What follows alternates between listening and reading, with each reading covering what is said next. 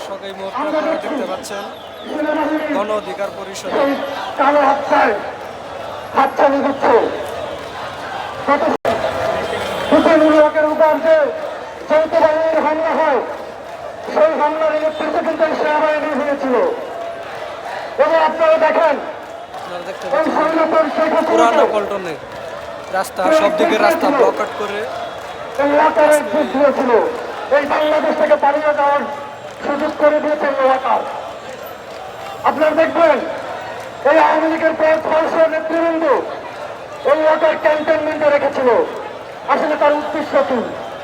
উদ্দেশ্য হল এই খুনি এই ফেসিলদেরকে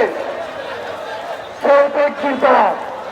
তা আমরা মনে করছি এই ওয়াকারকে অতি দ্রুত পদত্যাগ করতে হবে এবং এর পাশাপাশি যে জিএম কাদের তার নামে ছাত্র হত্যার মামলা থাকার সত্ত্বেও তাকে এখনো গ্রেপ্তার করা হচ্ছে না। এই উপদেষ্টা সরকার নিরীহ করছে, তাদেরকে গ্রেপ্তার করছে না। দর্শক আপনারা দেখতে পাচ্ছেন কাকরাইল থেকে আসার রাস্তা যে রাস্তাটি রয়েছে সেই রাস্তাটি ইতিমধ্যে রাস্তার মধ্যে গণ অধিকার পরিষদের নেতাকর্মীরা অবশ্যই রাস্তাটি বন্ধ করে দিয়েছে ইতিমধ্যে। দর্শক আপনারা এদিকে দেখতে পাচ্ছেন যে শাহবাগ থেকে আগত রাস্তাটি বন্ধ করে দেওয়া হয়েছে।